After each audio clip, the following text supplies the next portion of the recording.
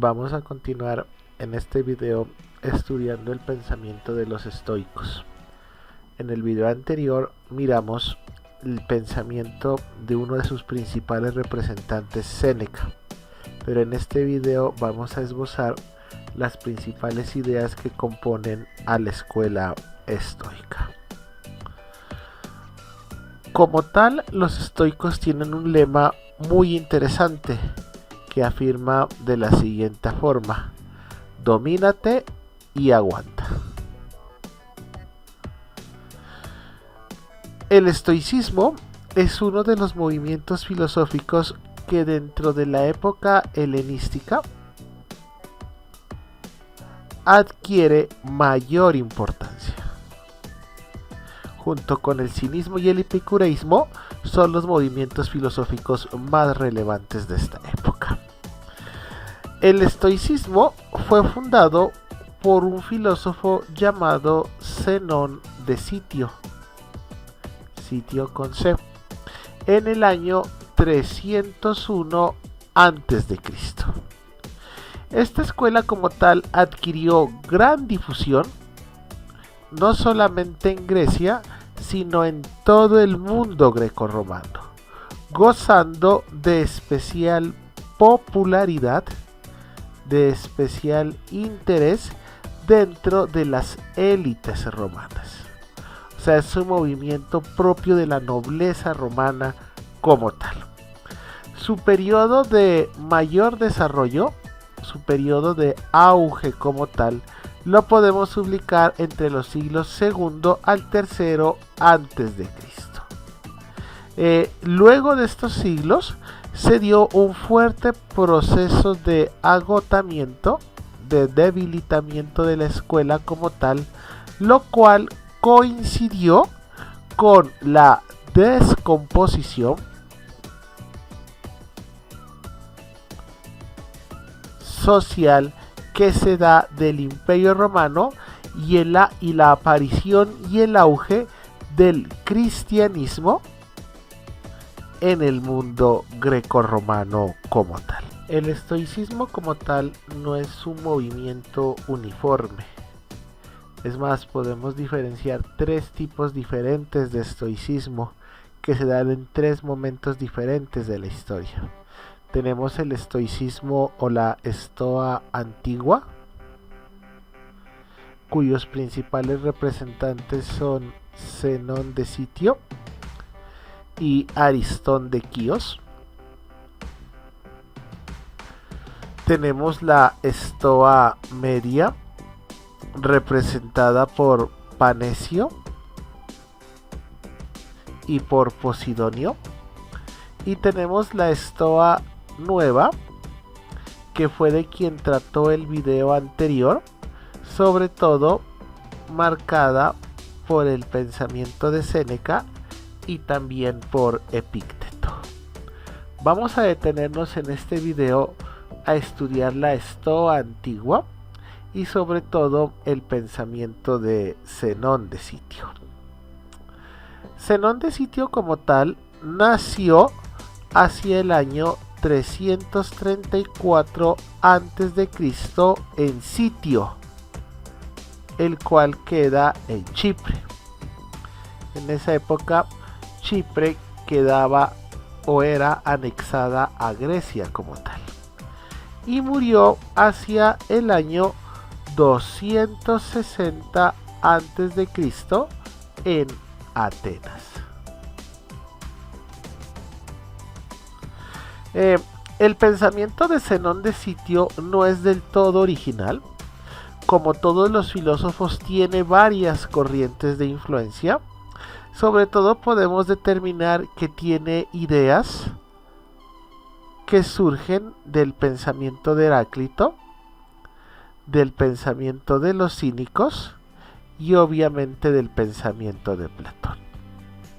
Pero sobre todo, Zenón de Citio basa su filosofía en el combate a la escuela filosófica de su tiempo que se enfrentaba a los estoicos, que era el epicureísmo. Entonces el modelo estoico de una u otra forma es una reacción al epicureísmo como tal. Zenón llega a Atenas cuando tenía aproximadamente 22 años. Allí se entusiasmó estudiando a Sócrates y creyó haber encontrado en la figura del cínico Crates la representación de Sócrates, hasta el punto que se hizo su discípulo. Zenón como tal no era griego y por lo tanto no podía adquirir propiedades. Por lo tanto, sus enseñanzas las impartía junto a un pórtico pintado. Pórtico en griego se escribe estoa y de ahí viene el nombre de estoico o filosofía del pórtico. Para Zenón, el objetivo de la vida está centrado fundamentalmente en alcanzar la felicidad. Y esta es una constante de todas las escuelas helénicas. Y la felicidad se logra, según Zenón, si somos capaces de vivir según la naturaleza. Ahora bien, ¿cómo puede llegar el hombre a ser feliz? Esa es la pregunta fundamental que se plantean los estoicos. Y es que para los estoicos, la felicidad como tal, el hombre debe buscarla. Y se debe buscarla no en el más allá, sino en el mundo que nosotros vivimos. Y es que situarla en el más allá es totalmente ingenuo, es totalmente problemático, porque nosotros no podemos determinar qué nos espera en el futuro como tal. De esta manera, el hombre estoico, el hombre seguidor de las ideas de los estoicos, tiene que reconocerse ante todo como una realidad vital, como un ser vivo. Y si observamos nosotros con detenimiento todos los seres de la naturaleza, no solamente el hombre, sino todos los seres vivos como tal, estos desarrollan una tendencia a conservarse a sí mismos. Los seres vivos, ya sean plantas, ya sean animales, no buscan hacerse daño, sino todo lo contrario, siempre tratan de evitar aquello que les hace daño. Esta tendencia natural de todos los seres vivos se realiza en las plantas de manera inconsciente. La alimentación como tal de las plantas no es un acto consciente. En los animales, la alimentación, la reproducción como tal, se realiza de forma instintiva. Ellos desarrollan los famosos instintos de conservación. Pero en los hombres, que no son únicamente animales, y al no ser únicamente animales, no pueden dejarse guiar únicamente por sus instintos, sino que deben recordar que los hombres, además de tener instinto, poseen razón, y por lo tanto, a la hora de conservarse, deben dejarse guiar por su razón. Y es a través de la inteligencia que los hombres deben entender qué es lo que les hace daño. Los estoicos están convencidos que Dios ha confiado la realización y la conservación del orden perfecto del cosmos en el mundo natural a dos fuerzas totalmente infalibles, que son el instinto y la razón. El instinto y la razón son esas dos fuerzas que permiten al mundo realizarse y que le permiten al mundo como tal conservarse en un orden, en una armonía perfecta. Si hablamos del instinto, para Zenón de Sitio, el instinto es aquella guía infalible para el animal. Y es esa guía infalible que guía al animal a su conservación, a su nutrición y a su reproducción. Entonces el animal se cuida, se alimenta y se reproduce gracias al instinto. Y en general el instinto es el que permite el cuidado del animal en sí mismo, en orden a los fines de su supervivencia. El cuidado en el animal es para asegurar su supervivencia como tal. La razón no obra como el instinto. La razón es aquella fuerza, también como lo era el instinto, la razón es aquella fuerza infalible que garantiza la armonía del hombre consigo mismo y con la naturaleza. Entonces, a través de la razón, el hombre se cuida a sí mismo y cuida el mundo que le rodea.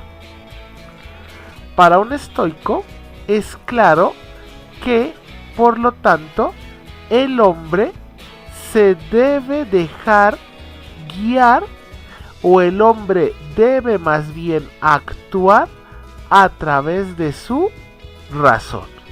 Y solamente cuando el hombre actúa racionalmente es que puede llegar a ser feliz. Es por eso que ellos afirman que para ser feliz hay que vivir según la naturaleza. Si nosotros nos damos cuenta, la frase vivir según la naturaleza no es propia de los estoicos. Nosotros ya la habíamos estudiado con los cínicos. Y esto nos puede llevar a cometer un error. Y es creer que cinismo por un lado y estoicismo por el otro no son dos escuelas diferentes, sino que son dos escuelas similares como tal. Esto es un error. Vivir según la naturaleza no implica que cinismo y estoicismo sean lo mismo. Al contrario, son dos escuelas totalmente diferentes. No debemos olvidar que naturaleza significa lo esencial dentro de la filosofía. Naturaleza significa lo primordial de cada ser. En últimas, lo que nos hace ser lo que somos. Por lo tanto, la diferencia está en lo que cada escuela cree que es lo esencial en el hombre. Para un cínico, lo esencial está en vivir según los animales. Para un estoico, lo esencial está en vivir según la razón. Por lo tanto, son dos maneras diferentes de entender la felicidad, a pesar de que tengan la misma frase que denota su sistema de pensamiento.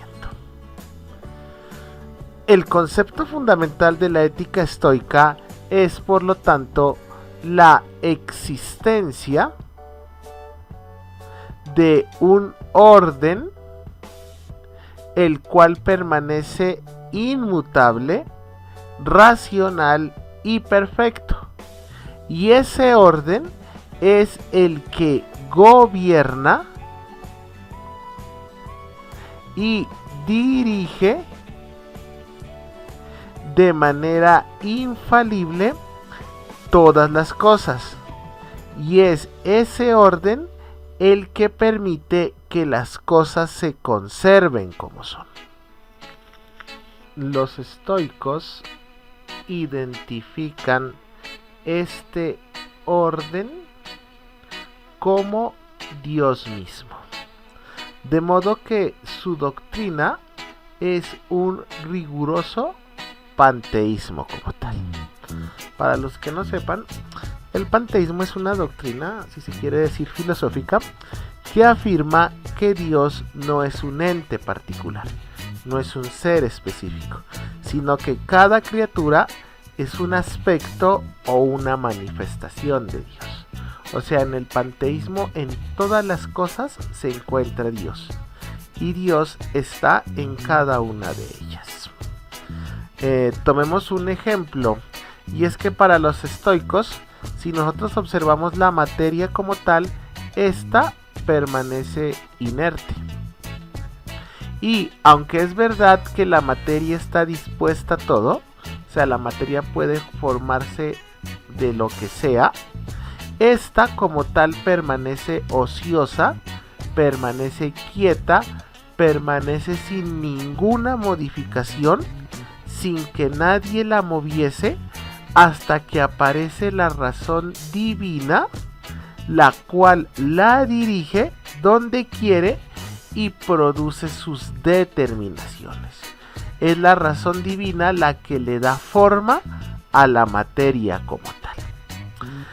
En el pensamiento estoico, por lo tanto, la sustancia de la que todo nace es la materia. De eso no cabe ninguna discusión. Pero la materia es un principio pasivo, porque en sí misma ella no se mueve. Y esta, para poder adquirir la forma de los diferentes seres del universo, necesita de una fuerza, por la cual todo se hace, por la cual todo se origina. Y esa fuerza que origina todo lo que existe a través de la materia es Dios, el cual es el principio activo de todo lo que sucede en el universo. Entonces la materia es el principio pasivo y Dios es el principio activo que obra sobre la materia y que permite que las cosas surjan como tal. Desde esta perspectiva, para un estoico es muy claro que los dioses intervienen en la vida de los hombres. No permanecen alejados. Es más, todo lo que sucede acontece por voluntad divina. En otras palabras, todo lo que sucede acontece porque los dioses lo quieren así. Y a este concepto le vamos a dar el nombre de destino. En el pensamiento estoico existe el destino. Esto significa que para un estoico la fortuna o el azar como tal no existe. Si una persona encuentra trabajo, no es porque estuvo de buenas, no es porque tuvo suerte, sino porque los dioses como tal así lo quisieron. De esta manera, como ya lo hemos dicho, los estoicos aceptan la existencia del destino, el cual ya está escrito por los dioses y como tal no se puede cambiar. Con lo anteriormente dicho, podemos observar que en la concepción estoica, el hombre como tal no es libre.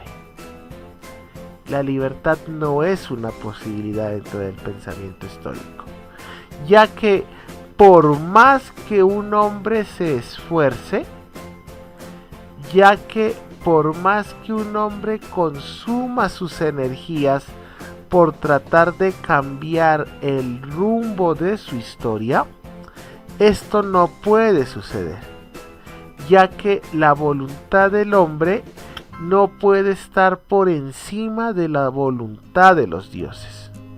En últimas, del destino que los dioses nos han asignado. Desde esta perspectiva, la ética de los estoicos es sustancialmente una teoría del uso práctico que debe tener la razón. O sea, para los estoicos la razón no es teórica, sino que ante todo la razón es práctica, ya que la razón debe ser capaz de establecer una armonía entre la naturaleza y el hombre como tal.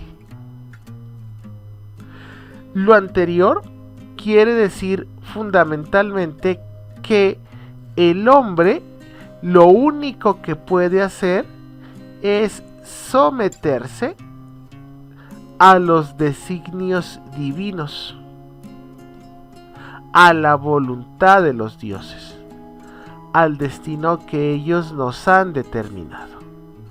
Por eso es que los hombres deben vivir según la naturaleza, es decir, según la razón, ya que ésta nos ayuda a tomar conciencia del destino, en últimas, a saber qué es lo que los dioses quieren para mí. Y una vez que sé qué es lo que los dioses quieren para mí, en un segundo momento debo tratar de entenderlo. Porque en la medida en que yo sea capaz de entenderlo, voy a ser capaz de aprender a reconocerlo, que es fundamental. ¿Qué es lo que tengo que reconocer?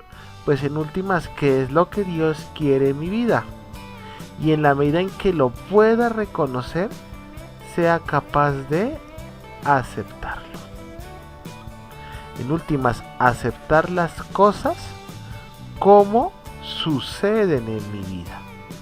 En últimas, esa aceptación es una especie de resignación,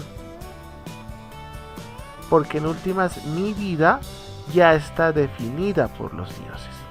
Pero en la medida en que yo la acepte y me resigne a ese destino marcado por los dioses, pues voy a poder llevar una vida más tranquila. Esa especie de resignación que proponen los estoicos frente a lo que me sucede es al mismo tiempo un tipo de satisfacción, si se quiere decir. Porque en esencia, lo que a mí me sucede no es mi responsabilidad. Es algo bien interesante, aunque no hay que tomarlo tan radicalmente. No es mi responsabilidad, sino que lo que me sucede es responsabilidad de los dioses. Por lo tanto, no puedo afanarme en cambiarlo o en hacerlo de manera diferente. Tomemos un ejemplo. Un estoico dirá que no vale la pena trasnochar estudiando para un examen de filosofía. De todas formas, si es voluntad voluntad de los dioses, yo puedo perder el examen. Y si los dioses quieren que yo pierda el examen, lo voy a perder. Y por más que estudie, no voy a pasar. Porque en últimas Dios no me quiere filósofo. En cambio, si los dioses quieren, yo puedo aprobar el examen, así no haya estudiado nada. Pero de una u otra manera, yo voy a pasar ese examen. Por lo tanto, dirá un estoico, no hay que estresarse. Cero estrés fundamentalmente. Porque en últimas no depende de mí. Y cuando yo entiendo que el examen de filosofía no depende de mí sino de los dioses, pues yo soy capaz de vivir tranquilo. Comenzando porque no me voy a trasnochar. Ya que de nada me sirve apurarme por cambiar las cosas. Debo vivir, según un estoico, por lo tanto, una existencia tranquila. Solamente así yo podré ser feliz. Este concepto es lo que en el mundo helénico recibe el nombre de ataraxia, que ya lo habíamos visto en los cínicos. La ataraxia es una vida libre de preocupaciones, es una vida tranquila como tal.